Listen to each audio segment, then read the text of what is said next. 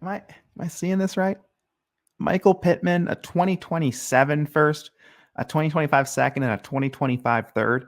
For Terry McLaurin, Will Levis, a 2025 first, which should be early in 2/5. Yeah, I can't see this one. I'll take the Terry McLaurin side, and yeah, let's talk about this one. Okay, let's get it. Bitch, let's get it. Woo! Welcome in, everyone. It's me, Ty DeClaire at Ty DeClaire 44, and we're here for another episode of the Destination Devy Trade Show. Thank you so much for tuning back in for another week. The patrons brought a lot of good trades, some really interesting ones, a lot of picks being thrown around. We're in that quiet part of the offseason now, right? Where things are going to start to level out. Things are going to get boring and people are going to make moves just to make moves. So we're going to explore some of these trades. I can see some of that put the phone down, like Brandon said last time. But before we get started, if you want your trades on this show, patreon.com/allgas. Keep up with everything happening over at Destination Devy, www.destinationdevy.com. And we're going to talk about Underdog at some point on here. So might as well head over there, use code ALLGAS, get your first time deposit bonus and special pick. The first time deposit bonus up to $250. But let's hop on in here. Let's talk about this one. 12 team, start 10, super flex, 0.5 PPR. They needed a QB3. Terry falls into that wide receiver 4 flex spot range. They got the 2025 first. Projects to be top 4. Their quarterbacks now Lamar, Geno, Levis. Wide receivers JJ, Puka, Chase, Terry. So they're pretty well fleshed out. They sent away Michael Pittman, a 2027 first. This might be the first time we're actually seeing 2027 first moved on this show. So congrats, Sloppy Eric. And then a second and a third. The second doesn't belong. The second's going back to the owner here. So that's interesting. That's an interesting little wrinkle. But Sloppy Eric got back Terry McLaurin, Will Levis, a 2025 first, which, again, it's this manager, right? So it projects to be top 4. 2/5. Yeah, so there's a lot happening here. So a manager who Sloppy Eric is estimating is rebuilding, or at least going to be in a top 4 spot.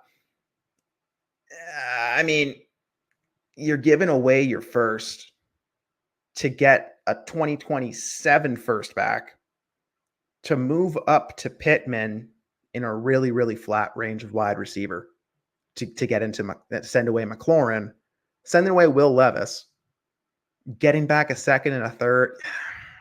I just feel like I'm going to be on the McLaurin side no matter how much I try to dice this thing up. The gap between Pittman and Terry McLaurin, it really isn't much in terms of impact on your league. And I'm going to show you a little example here. So I'm going to pull up the old Destination Devy War Tool. Going to punch in Sloppy Eric. It's the first league that pops up. We're going to go over to the Slopsters. Let's see. We're going to go over to the seasonal results and just look at the wide receiver war. And what I want to show you is just how, like, this is based on 2023 results. I want to show you just how flat the wide receiver is in this specific league. And really, this is transferable to many leagues that fit this format. The gap between Pittman and McLaurin in a production or actually in your lineup fashion really isn't going to be a lot. So let me go here. There's Jamar Chase. There's Smitty. There's Pittman right there. Wide receiver 15, total war of 1.86. Look at how flat this line was in 2023. Look at how flat that is. A slight dip, and then there's your Terry McLaurin, right? So when I look at that, I think, yeah, it's based on 2023.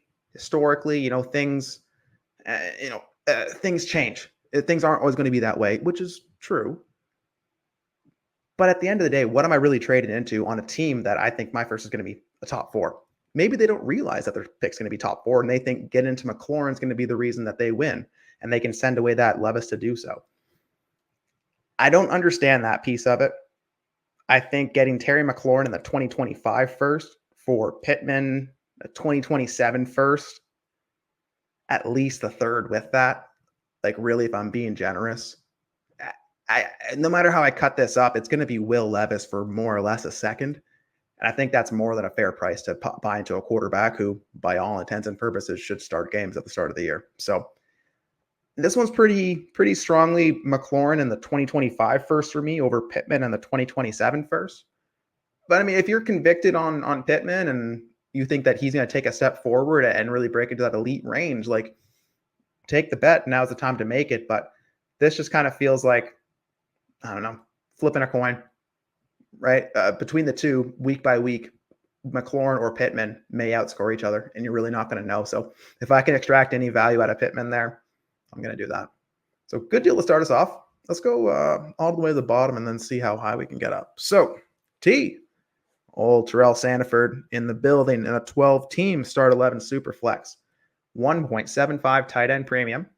You got Stroud, Kyler, Bijan, CMC, Jacobs, Lamb, Chase, AJ Brown, goodness gracious, Puka, DJ Moore, Devontae Adams, Mike Evans, now Trey McBride and Dalton Schultz. Good God, T.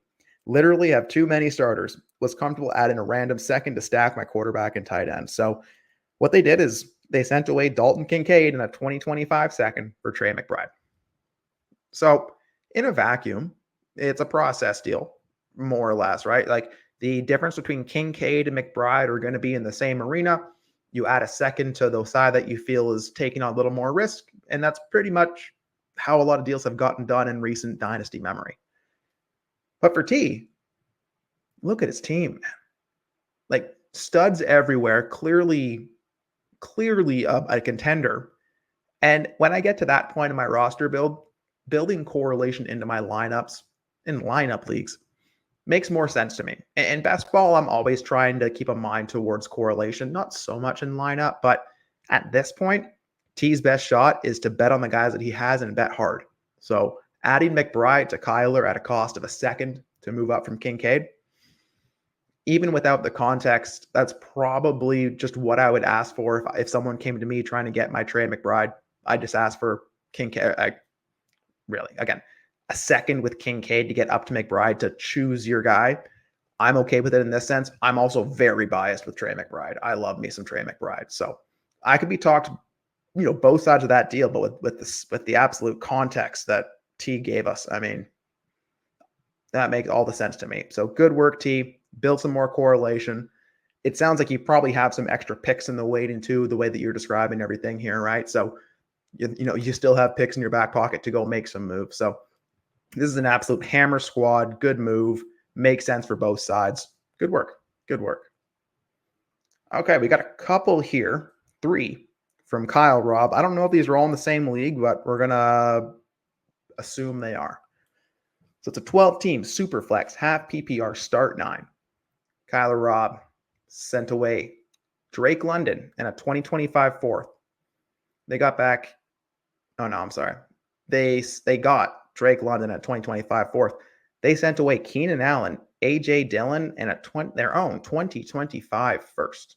So essentially, A.J. Dillon and a 2025 fourth. It's kind of sad that we've gotten here for the Thigh Master, huh? But I guess I'll take A.J. Dillon. But I mean, I probably want the fourth, if I'm being honest. I can at least toss a fourth into a deal and maybe get some interest. If I toss A.J. Dillon into a deal, there's negative interest because he has to sit in a roster spot. In a start 9 league, I don't really see many realities where A.J. Dillon enters my lineup. But maybe the opportunity clears and you're playing any running back on a 53 and you feel like you can do more with A.J. Dillon on your bench than having that fourth in your hand when you need that running back start. So we'll cross it off. Sure, I guess I want the fourth over A.J. Dillon. So it comes down to Drake London for Keenan Allen in a 2025 first. Yeah, in a start 9, you want hammers. You want guys that can have elite outcomes. Drake London's situation has changed. New quarterback, hopefully new system. Everything looks to be on the up and up for the Falcons. I like the system that Drake London's coming into. There's going to be a lot of motion, getting them open. So I could see good things for Drake London on the horizon. But we've seen good things from Keenan Allen. And Keenan Allen is going into a situation where there's that old adage, too many mouths to feed. DJ Moore, Rome Odunze, Cole Kmet, DeAndre Swift. a rookie quarterback in Caleb Williams. There's a lot of question marks on what the volume will actually look like for Keenan Allen. I honestly can't give you an answer on what I expect that to be. You can look at some betting lines to get an idea of what Vegas thinks. I'm just going to go out on a limb and say whatever Keenan Allen does, he's going to do it efficiently. And in a lineup league, like a 12-team start 9, as long as you're in a certain range of wide receiver, while I'd love to be at the top of the ladder, I'll gladly take the wide receiver value and figure things out if I can have first in my back pocket. So the championship chasing side of me wants to take Keenan Allen in the first. There's a reality where the bottom falls out on Keenan Allen, and that first is late. And then, hell yeah, I want Drake London. So all in all, it's probably a good deal. It's a process move, a wide receiver and then a range and a first for Drake London. I feel like Keenan Allen, if I'm being pessimistic, can be 70% of what Drake London can be. And then you give me a random first to make it up for. And I get to take the bet against your team taking the bet on London. I'll take Keenan Allen in the first, but if I saw your whole roster, I might feel a different way, right? But I'll just take Keenan Allen in the first, and I guess I'll take A.J. Dillon in a vacuum. And then I'm assuming, again, same league. You got yourself some Najee Harris, and you sent away Jameson Williams and a 2025 third. Well, in a 12-team start 9 half PPR league, I certainly want Najee Harris over JMO in a third, but that's me. I think JMO falls outside of the threshold that I'm trying to attack and build around in a start 9. He could look great. He could have a great bounce back season. He could win comeback player of the year, right? He could do a lot of things, but I'm just going to bet that reality is closer to JMO just being an inconsistent option in a shallow league that I'm never going to feel confident starting. Whereas Najee projects to being an offense that's going to run the piss out of the football, and he's going to be the first dog eaten to the bowl. So I'm leaning Najee here. The 2025 third can grease the wheel to get the deal done. I'm not like, again, I love Bernstein Bears as a book series. I loved that as a kid. I like what some people like in JMO, and I like a third, but I'll take Najee Harris there. Just bet that I can make the right decisions at running back, build around Najee versus trying to figure out when to start JMO. Then finally, you got yourself into some Stephon Diggs and a 2024 203, but you gave up the 1-7 to get there. Scott, I still suck at reading sleep. To get the 1-7 for 2-3 and Diggs? That's sick if you did. Sorry, Scott. It looks like he gave up the 1-7 to get into Diggs and the 2-3. So pure production-wise, pure 2024 season bet. Sure, Stephon Diggs and whoever you grab at 2-3 could outscore the 1-7, absolutely.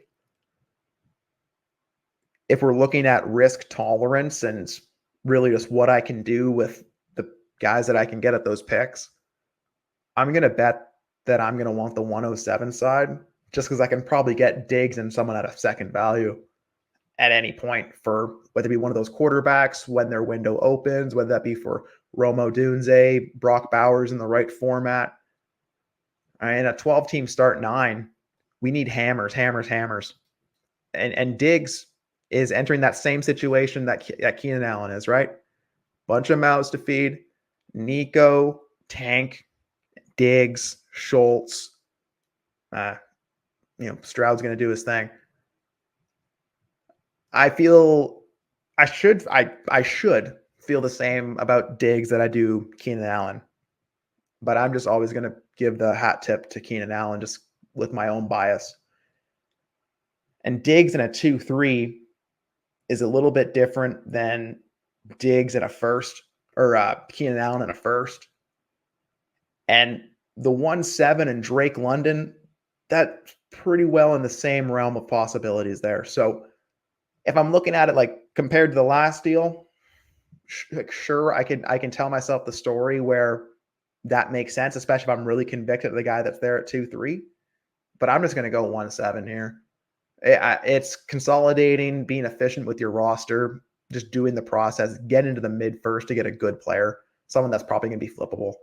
I like that move, but if you're constructed right and you have a plan, the Diggs and the 2-3 side could actually win, easily. So that can go one way or the other, but I'm gonna stick with the 1-7 side. So a couple deals there. You got some movement done. If that was all in the same league, that's pretty cool to see. Like I said, you're trying really hard to fill out a plan. So keep it up.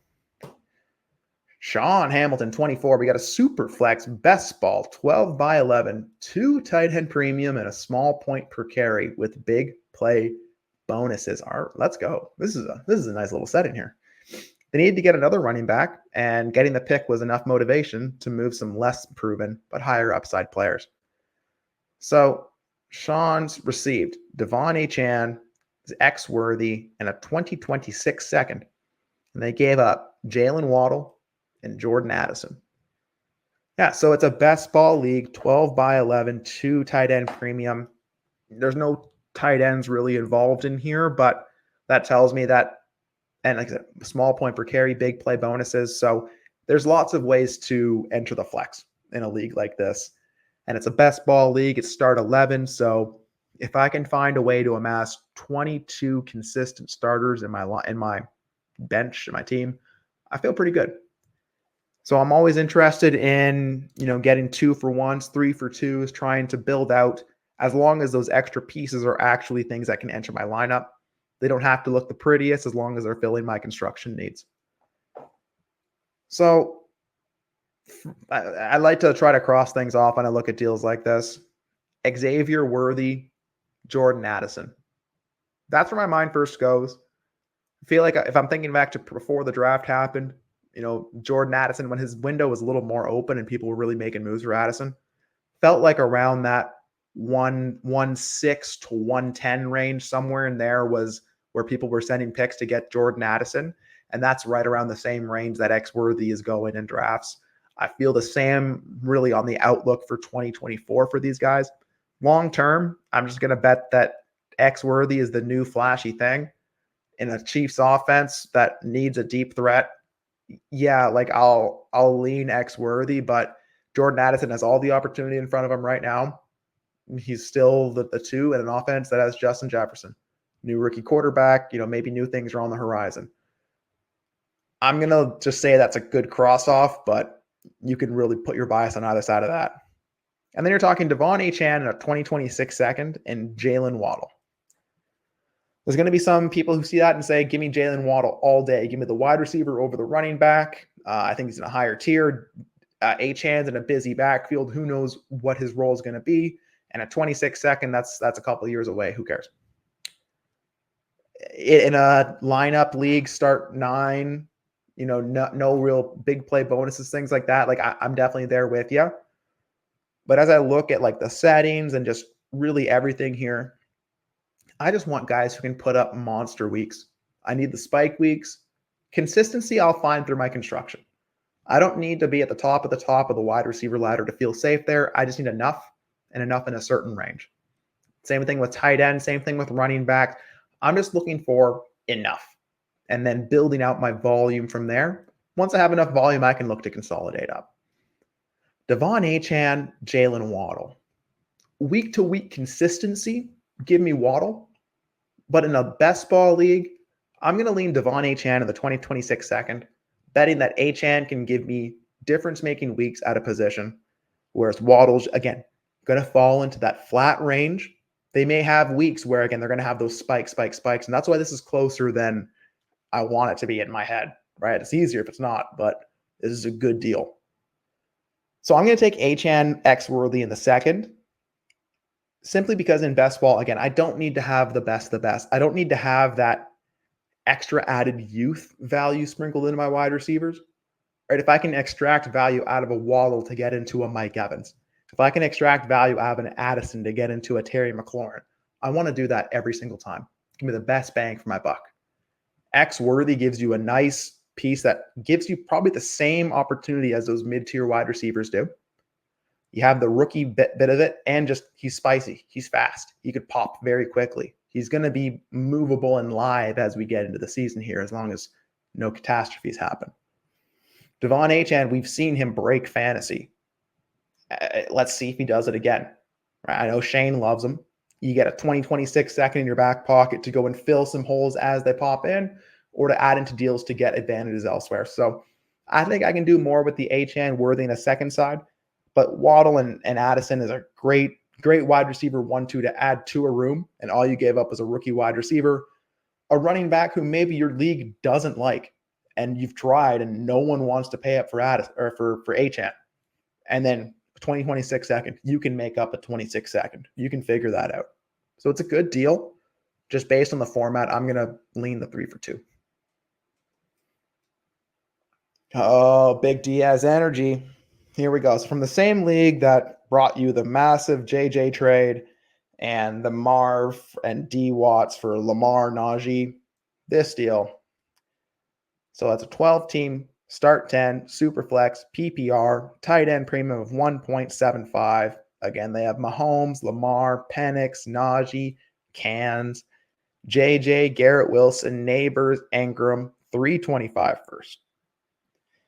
So what they did is they were looking for some, like I said, some threshold wide receivers, some inning eaters. So they went and got Tyler Lockett and Hollywood Brown, and they gave up a 2025 second and a 2025 third.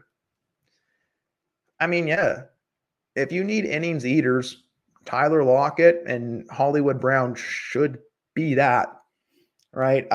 You'd love to see. I really want good things to happen for Hollywood. I really do. You know, I think he has a good opportunity and a good offense. He could also just be another one of those Chiefs wide receivers who has a couple of weeks, but you never know when to start him. You never know who's going to get fed, who's going to get the touchdowns, who's whatever. Tyler Lockett, he's been a model of consistency, and really, when I think of a slot wide receiver, my mind immediately goes to Tyler Lockett.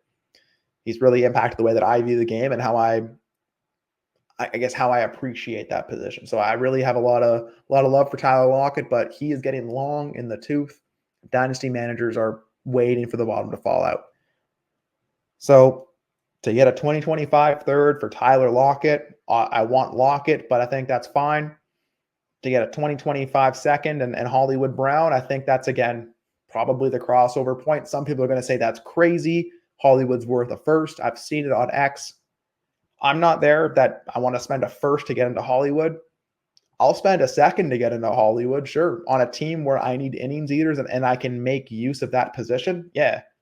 I'm not adding Hollywood and Lockett on a team where I have 8 threshold wide receivers and 5 of them are top 20. You know, if I can't find a way into the lineup, just give me the picks. But on a team that it fits, sure, give me Hollywood and the Lockett. So, you know, Mulver Hill, you know, maybe they sold Hollywood and Lockett at 85 cents on the dollar, 90 cents on the dollar, but they moved off an aging asset and they moved off Hollywood, which I'm assuming either you're rebuilding and you don't see yourself using those assets, so just give me the liquid piece now, or, you know, you just want to get out on some of that risk, move into some other things. Sure, you're constructed really well at wide receiver, and those guys are never going to get in your room. Sure, it's a good deal. I'll take the Hollywood and Lockett side, but yeah, really, you're getting off 2 guys who don't have a lot of trade moves, and you're getting a second and a third. So that could help either side there. So hopefully that you get what you need there. Big Diaz energy, good deals. Raffy bombs, here we go. 12 teams, start 10, and a 0.5 PPR. We tiered up to AJ Brown, that swole Batman. So Raffy got AJ Brown in a 2025 third, and he sent away DJ Moore and T. Higgins. Yeah, so in a start 10, again, hammers matter. I want to get into hammers. I still do want to have my threshold and build around, you know, that range of wide receiver. I want to have enough where I feel good. I don't want to be stressed week to week, but I don't want to make lineup headaches for myself. There's a lot of times where if I can just find a way to get into an AJ Brown, just have a Puka, and then maybe one other option where I really feel good about it, I can build leaner and you know, figure out things to the wide receiver, which more or less mirrors what Tommy and Scott were talking about on the Dynasty Summer Series there. It's great 2 episodes. If you haven't checked that out, go check it out. Really good listen. Getting into a tier of a guy like AJ Brown should cost a lot, and it's worth it more or less because they are just different at the position. There's a difference to this. Shane had a great Shane Says episode breaking this down, right? Is there's levels to this. So get into AJ Brown, like it should take maybe a little more than what you think. I think in like a 12-team start 12 league, I was willing to sell my AJ Brown, but I needed 2 firsts to do so, and I was convicted on at least one of those firsts. Right, so I didn't think I was being too unreasonable. That deal didn't get done because they didn't just want to spend 2 firsts. Fair, right? But as we get to a start 10, like that price is only going up for me. But again, that DJ Moore of it all, the too many mouths to feed, adage is added again. Keenan Allen, Rome Odunze. Who's going to be the one? If I had to bet, it's going to be DJ Moore. If there's going to be a wide receiver who his efficiency and his just role in the offense will outshine whatever kind of volume concerns there are, I think it's going to be DJ Moore.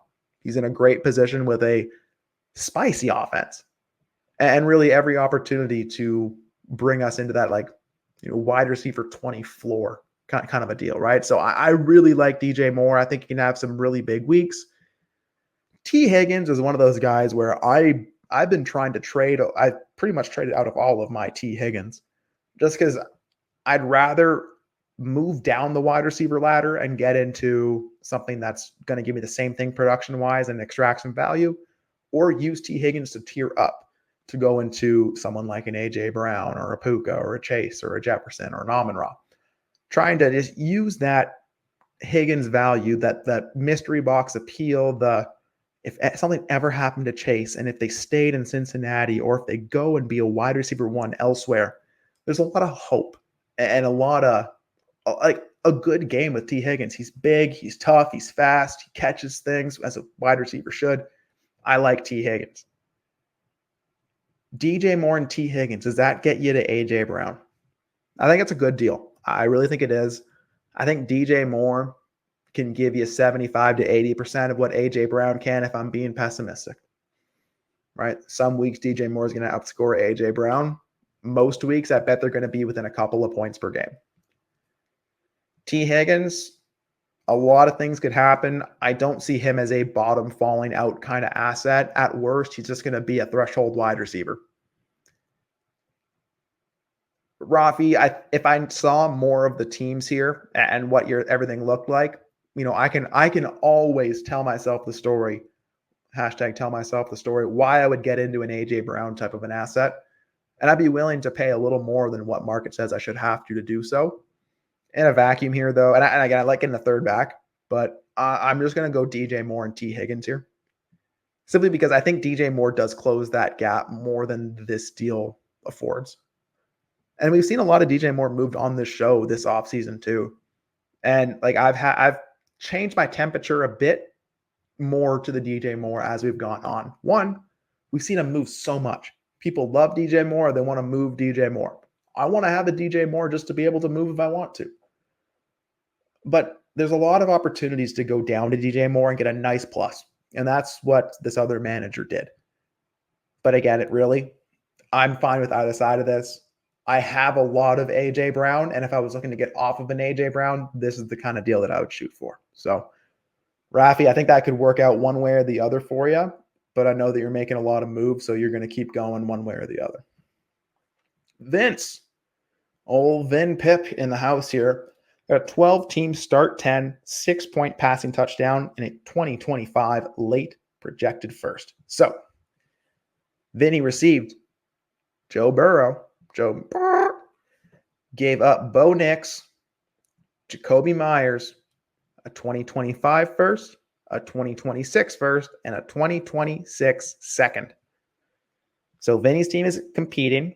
He's given up his own 2025 first, which is projected late. They're also betting their 2026 first and second, and Bo Nix and Jakobi Meyers to move into Joe Burrow. So that's a 5-for-1, 2 liquid first, a second. In a start 10, Jakobi Meyers is like the baseboard of a threshold wide receiver. It's getting to the point where I'm leaning more to best ball, but I think Meyers will give you floor weeks. And if I'm looking for a wide receiver 6 to 9 kind of guy, I'm okay having that be a Meyers.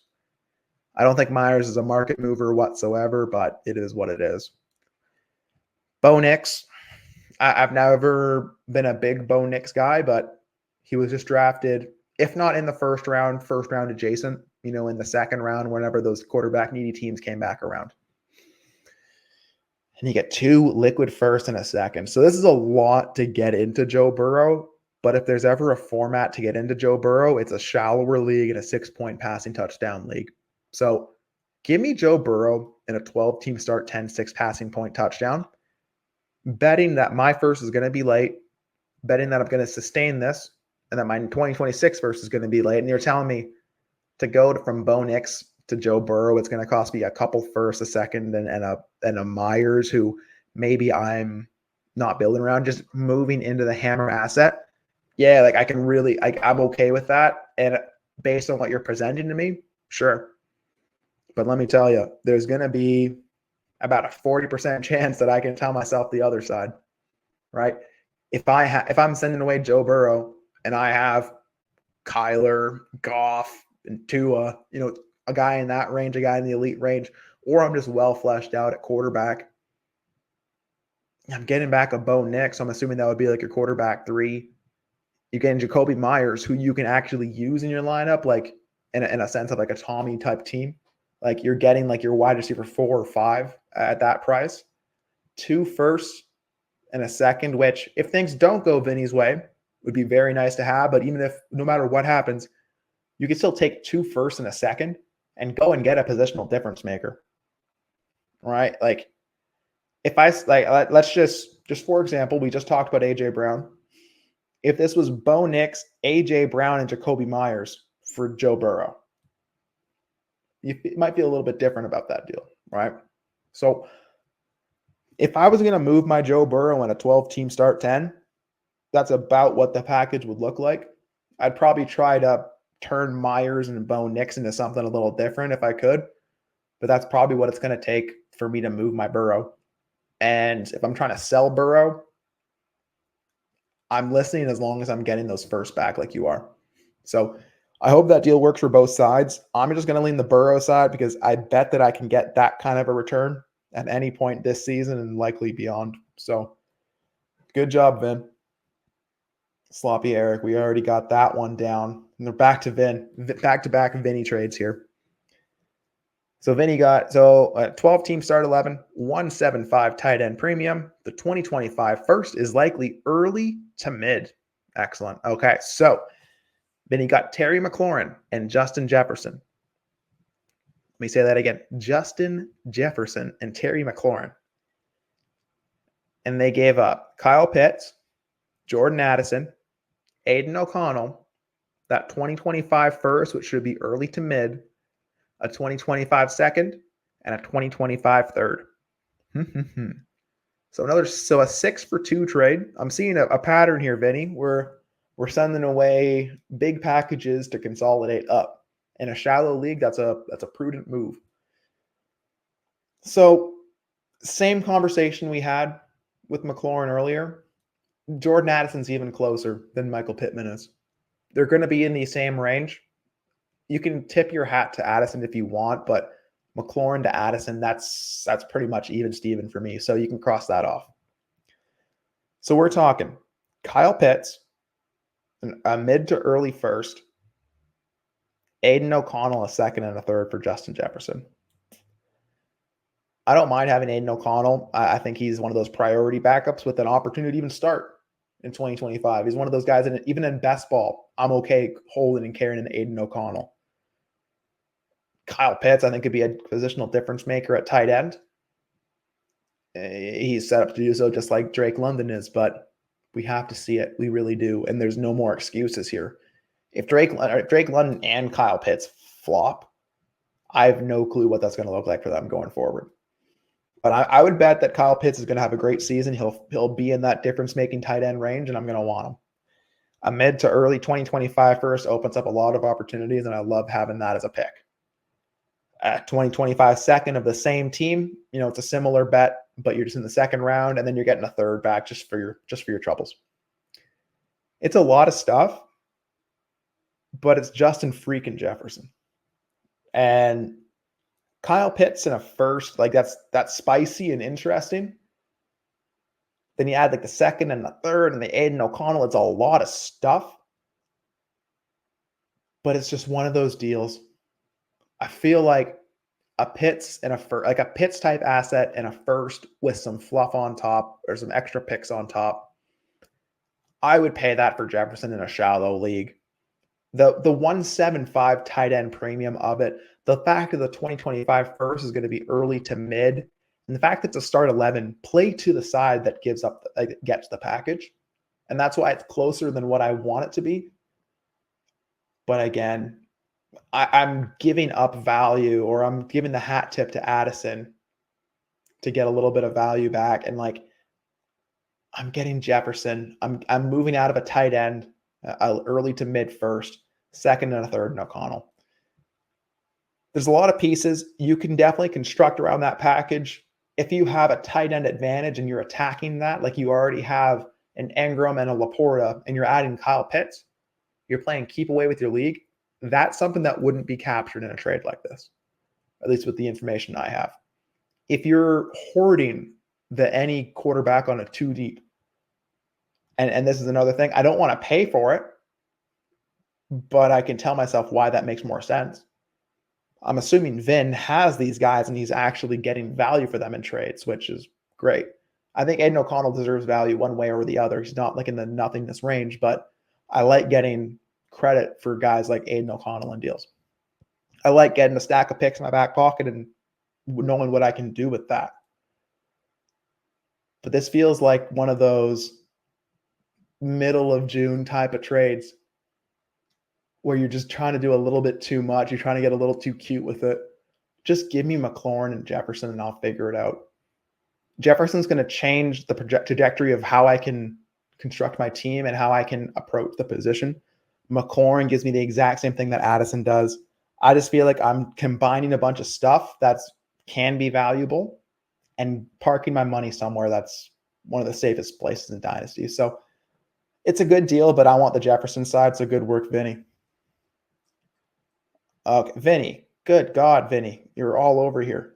I'll tell you what, I'm gonna find one more that's not a Vinny trade. Vinny, you've done it multiple times here. There's some great deals here, but got a lot of good names too. But Vinny, I'm just gonna assume that I'm gonna be on your side of those deals. Aaron Jones in a 27 third or Deontay Johnson in a 27 fourth. Wide receivers are a surplus for you. I don't know anything else about it. Even if wide receivers are a surplus, I want Deontay over Aaron Jones. I'll try to find a different return, but if you have like a major need at running back, sure. But this 27 third, 27 fourth doesn't mean anything to me in that. So here, we'll hit this one. We'll see if any others pop up to us. We got a 12-team start 11 Superflex, PPR 2 tight end premium at a 0.2 point per carry. You failed me. Acquired Puka Nacua and a 2027 third, and they gave up that man, AJ Brown, to Shane Says. I wonder who that is. Shane has Hurts. AJ Brown and Puka are basically the same player production-wise to me, so it's basically just charging a small plus to swap a small plus on top to swap wide receivers. Yeah, I definitely get that idea, right? Puka and AJ Brown are probably going to do the exact same thing for your lineup week to week. They're both going to provide elite scoring from what we know today. I feel like people really want Puka to fail. People want to tear down Puka, and I feel like people are just waiting for him to start slow, waiting for him to roll his ankle, just waiting for something, some reason that they can say, see, this is all mirage. He was never worth all this. It was all luck last year. I don't think that's the case. I think Puka's dope. I think Puka's going to have another great year. He's primed to smash again with a year of experience under his belt. I agree. Like a small plus on top of to move in a flat range of wide receiver makes all the sense to me. I just feel like there's some hidden value and just some things that aren't accounted for in the trade. If I'm trading the Hurts owner and AJ Brown, it just feels a little different than trading, I guess, like Amon-Ra to the Goff owner. That's probably so close. It'd be like trading Terry McLaurin to the Jaden Daniels owner, right? There's differences between those correlations and those stacks and those ranges of outcomes. Hurts and AJ Brown are both in the top elite of the elite outcome range. And I think giving that correlation is something that we have to respect in deals. And I think it's if you have those two things even, if that value is a 2027 third for you, okay, I think you've captured it then. I think in general, people are going to want AJ Brown over Puka Nacua. If that's not what you're seeing, let me know in the comments. Maybe I'm off. But I would have AJ Brown is just ahead of Puka, just in personal preference. And I agree, it wouldn't take a lot for me to move between the two if I can extract some value. Just feel like a 27 first or 27 third. Just not, maybe that's just not enough for me. Know that I'm trading to an Eagles fan who has Hurts. It's fine. It really is. It's fine. I'll just take AJ Brown. I just will. I don't have much more for you there. You failed me. I mean, your logic is sound. It's how I've talked about literally a couple trades ago and every show previous, basically, of how I would approach wide receiver. If I can extract value out of moving in a flat range, sure.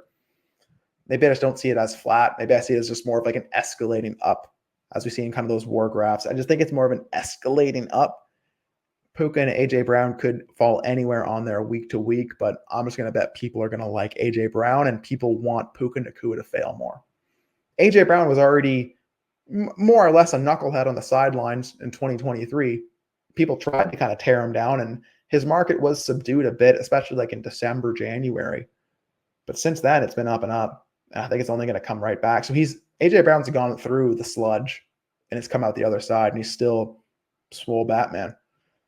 I think Puka still has some adversity to go through, and I want to see how the market reacts to that. And let me tell you, if there's any dip on Puka, I'm going to be one of the ones buying. So good deal. And end of the day, your pocket a third and stay in the same range. So good stuff. Shane gets definitely the player that he wants, I would assume. Okay. There was one here. I need to see it. Yeah, here we go. This is the one we're ending on. Nick, let's do it. Nick pick 6, 14 teams, start 12, Superflex PPR, start 2 tight end, 1.5 tight end premium. Would probably say I undersold on JJ, but just trying to collect assets with the league this deep. Also, I'm adding some Jaleel to my portfolio. I don't have a lot, so I'm buying the hype of Jaleel over Javonte. Yeah, so again, 14 teams, start 12, a very deep league. God, what is that? 100 and is that 100 and no. 140, 152, 164, 164 starters. Is that correct? That's a very deep league. So you're sending away Justin Jefferson, again, Puka Nacua, and then you're getting Jaleel in that 2025 second. So I'm assuming, Nick, that the mindset's the exact same that we just talked about, right? What Puka can do for your roster week over week is going to fall in the same arena as it will like a JJ. And if you can extract value from that, especially value that you can capitalize and take full advantage of in your lineup, there's some value that's not fully shown here or won't show up in like a calculator, right? So if you're taking on a Jaleel, who, if you're playing any running back on a 53 and you can already maybe even pencil in Jaleel into your RB2 based on what you're hearing or that's cool. And then you get a second where you can go into season and you can buy those starts as they pop up. Maybe your team is not ready to go at all, right? And you have this Jefferson and you need to just start splitting assets. So you're like, okay, let me move down to Puka and then give me Jaleel, who maybe my league mates have already shown an interest in. Maybe he's already moved once. Or maybe you're just trying to get ahead of market before that happens so you can move that Jaleel in season. Yeah. And then getting a second on a team where you're just trying to build liquidity and value. Sure. It just feels like Jefferson just maybe should demand more. And like I said, he probably undersold a bit. You got the deal done. It feels more like a Puka on the market versus Jefferson. Puka should be like 70%. The second and Jaleel are probably more like 15 to 20%. So it feels like it's probably like an 85 to maybe 90 for 100 deal. So yeah, I would say you sold short on JJ, But then as you take the different context into like the league and all this, it's a deep league. Okay, deeper league. I think that gap shrinks a little bit. Sure. PPR, start 2 tight end, 1.75 tight end doesn't really change it a lot, but sounds like you don't have a lot of Jaleel in your portfolio, so you wanted to add a little bit more exposure. Sure, like I'll close the gap for me personally there a little bit more. I can see why you did it, and the fact that you have a process is the really cool part, right? That you have a why behind what you're doing. You're trying to execute a plan. Whether some bozo on a show thinks that one side of a trade is better than the other doesn't really matter at the end of the day, right? If you execute it, it's cool. But this is one of those deals where you got to make some more deals from this to really fully extract that value then, right? You got to do something with Puka. Flip Puka, split that baby into something nice. Like, can you get like just thinking about today's deals, like can you get DJ Moore in a first for Puka? Right. If we're talking DJ Moore and T Higgins for AJ Brown, and what was that, a start 11, a start 10? Right, a 12 by 14, 14 by 12. If you can get something equivalent to that, yeah, that's a smash. And then again, if you can get a second for Jaleel, as they're going forward here, and then take those 2 seconds and turn that into something, you got to freak it a little bit, but you got into assets for a reason, and that's what I love. I would want the JJ side because I just think I can probably get Puka, Jaleel in a second, or just Puka and 2 other just pieces back for a JJ most times, because that's kind of what I'm feeling here. But that could go one way or the other. So, I'm going to lean Jefferson. It looks like based on the reactions that people are on the Jefferson side, but I think that's there's some hidden value, but I'm just going to take Jefferson. So, yeah, we did it. We got through it. That was a great show. Thank you, everyone, for submitting your trades. Some real spicy ones on there. Again, we're at that time of the season. Just don't make a deal just to make a deal. Always have a why. Always have a process that you're trying to get to. Even if that process is, it makes sense for me to split this, take the leverage, or just take the offer that's in front of me. So thank you so much for submitting your trades. Again, patreon.com/allgas. Get into the best community in Dynasty Fantasy Football and get your trades on this show. DestinationDebby.com. Keep up with everything going over there. Keep up with the articles, the podcasts, probably some new fun stuff coming soon. So keep an eye out. And finally, Underdog. Get that $250 up to $250 first time deposit bonus and special pick with code ALLGAS at first time deposit. So yeah, this is a great show. We had a lot of fun deals. Hopefully you can go and execute some of this stuff. Looks like, again, there's a lot of wide receiver movement, if I'm seeing it correctly. So try to extract some value out of that wide receiver range. It's probably going to be flat at the end of the day. Yeah, hope you have a great week ahead. Take care. We out of this thing. Peace.